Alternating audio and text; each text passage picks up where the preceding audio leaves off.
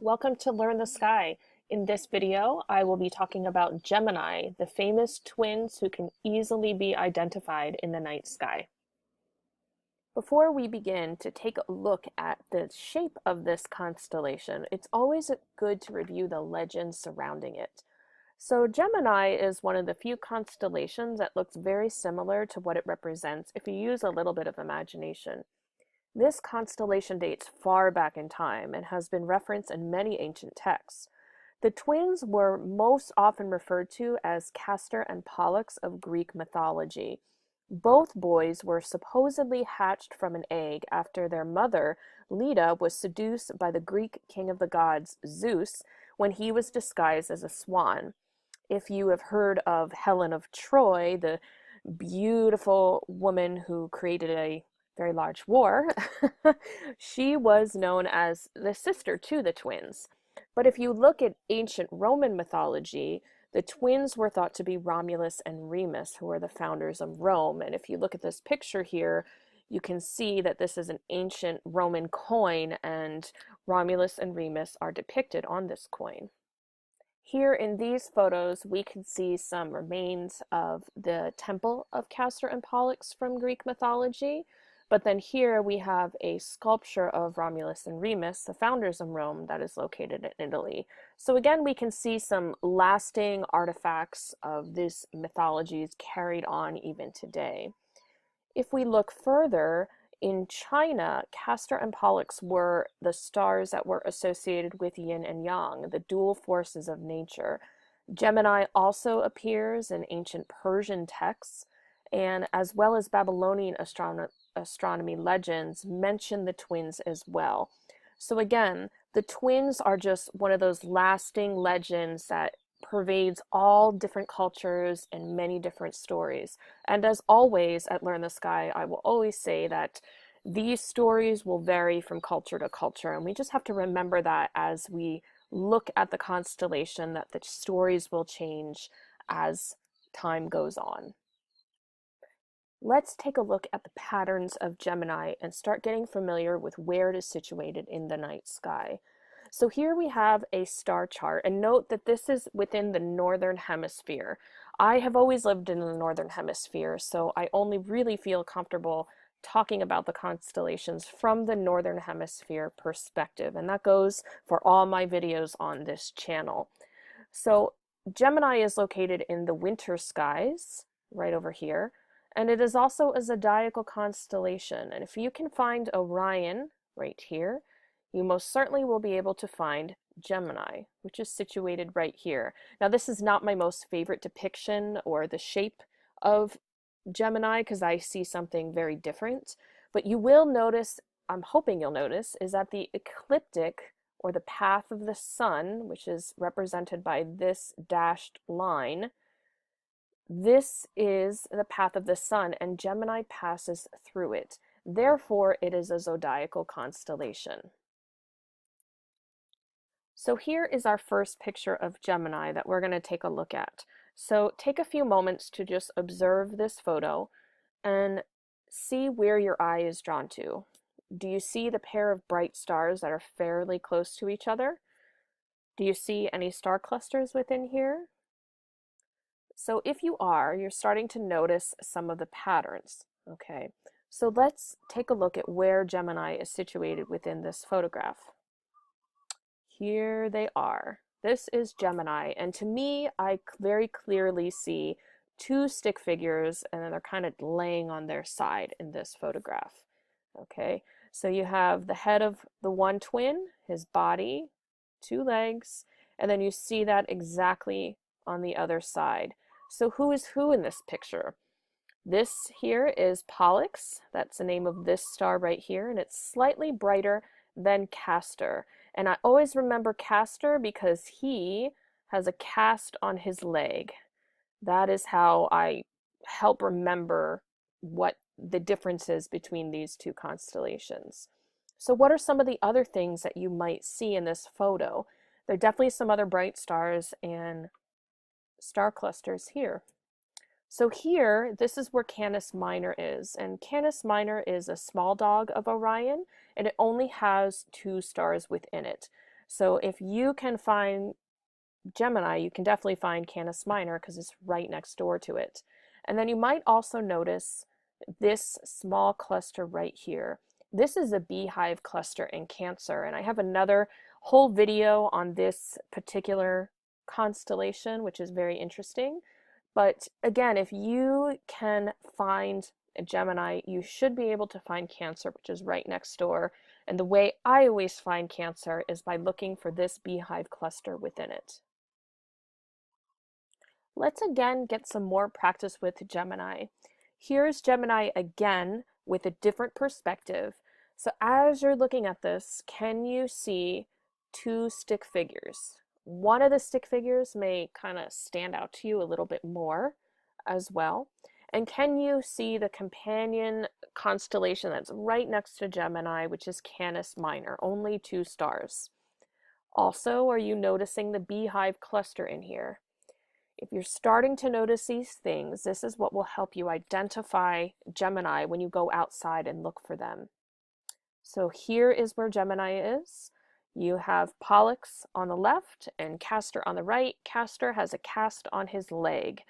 That's just my little memory charm to help me remember.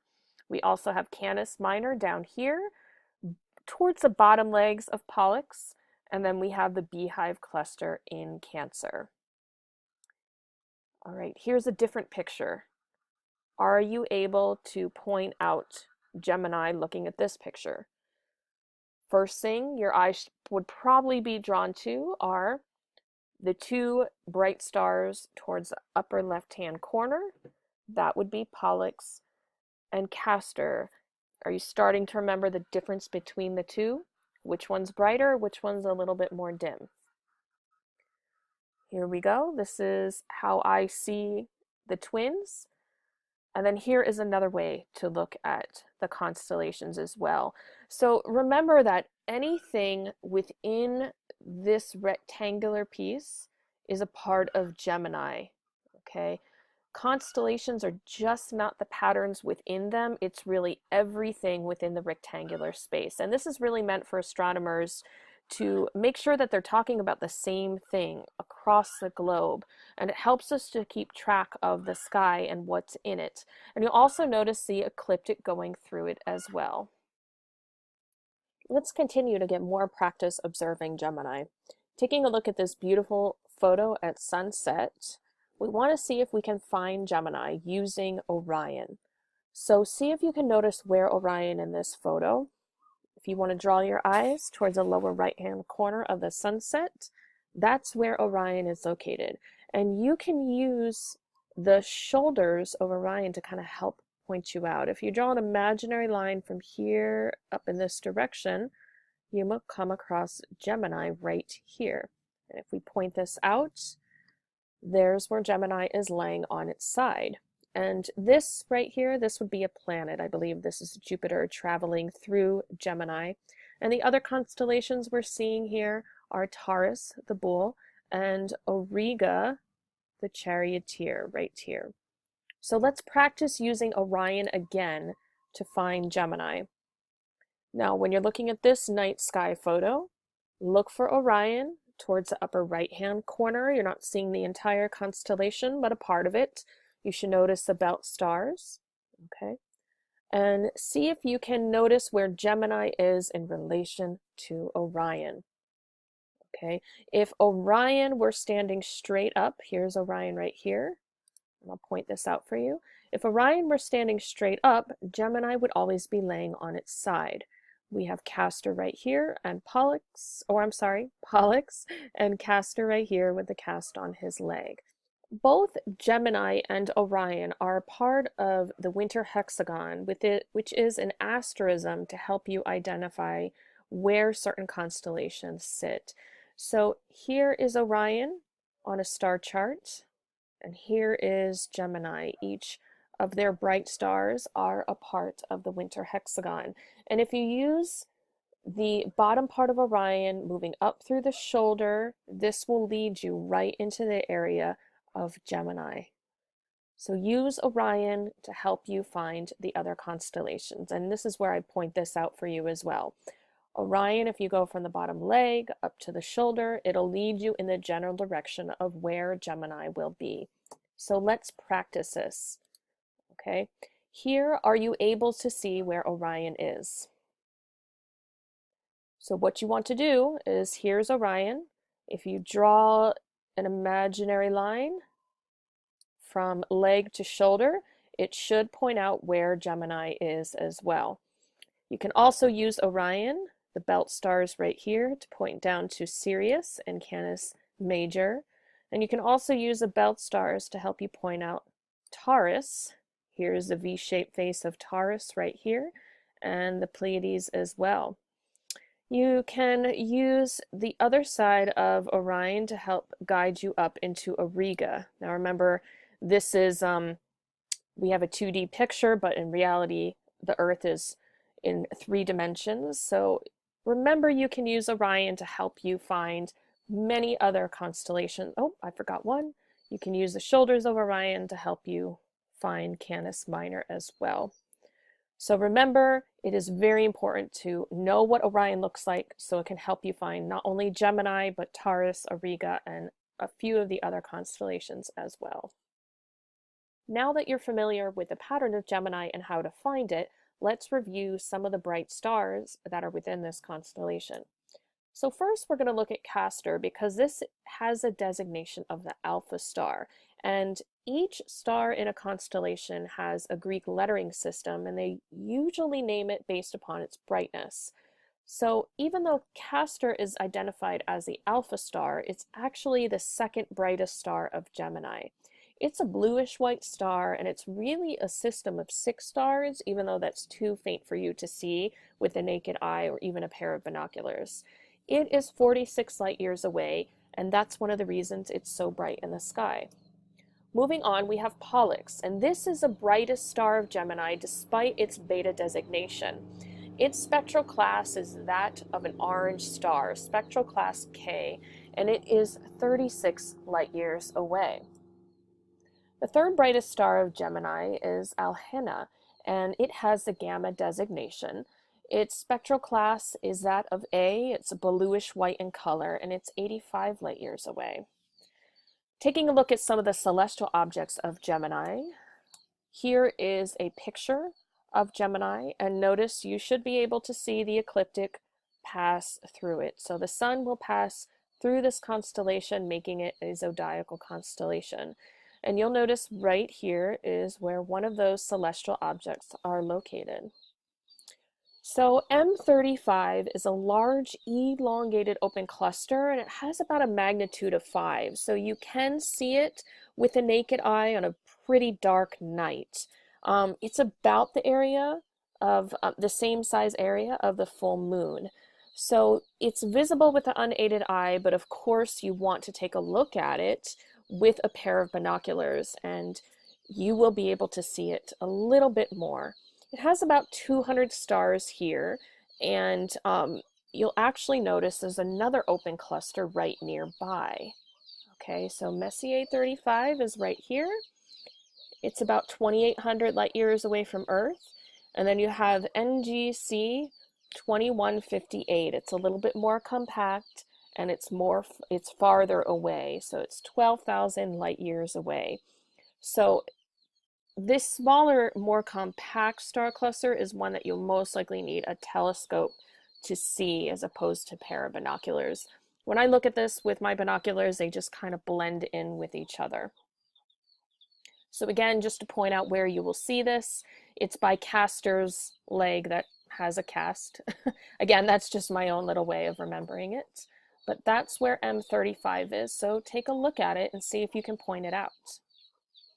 And just to remember, to give a throwback to Charles Messier, he was a French astronomer, and he created these catalogs of fixed celestial objects because he was a really avid comet hunter, and he was coming across these diffuse nebulous objects and thought they were comets. So in order to distinguish the comets from the objects, he started creating a catalog, and many many amateur astronomers still use his catalog of Messier objects to help find and locate these different deep sky objects.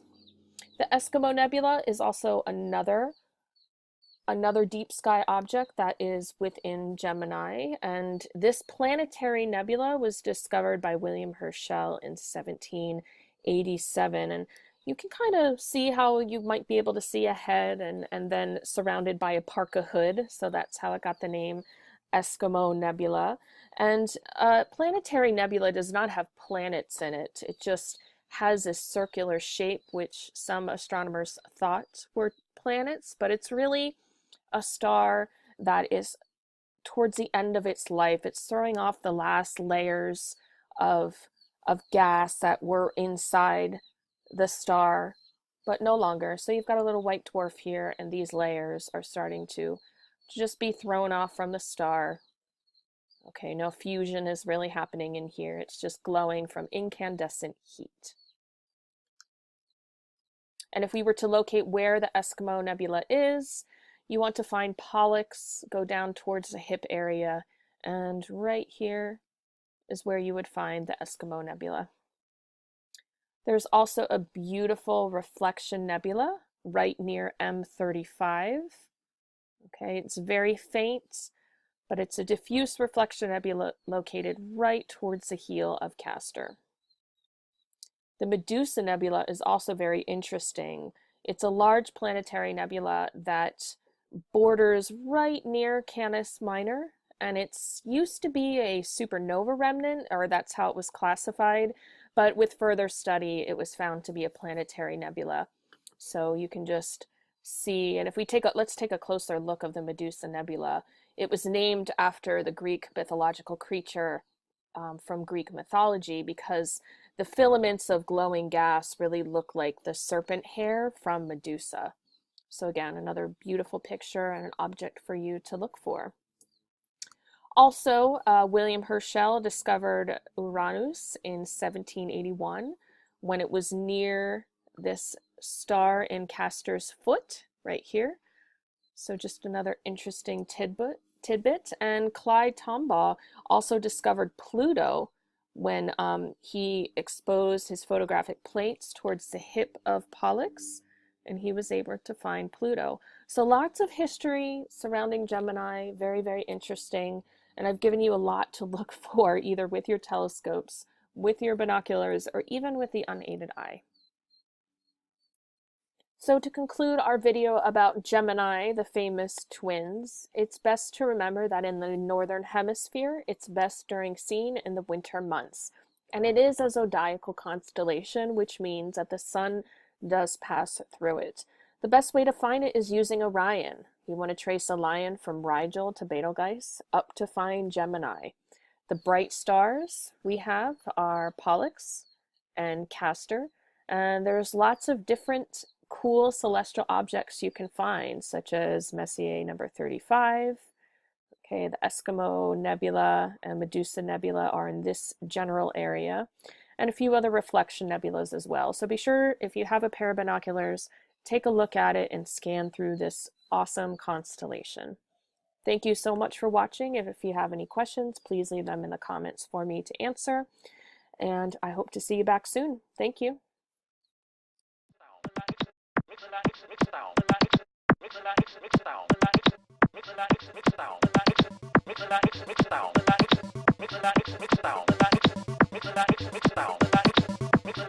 it down.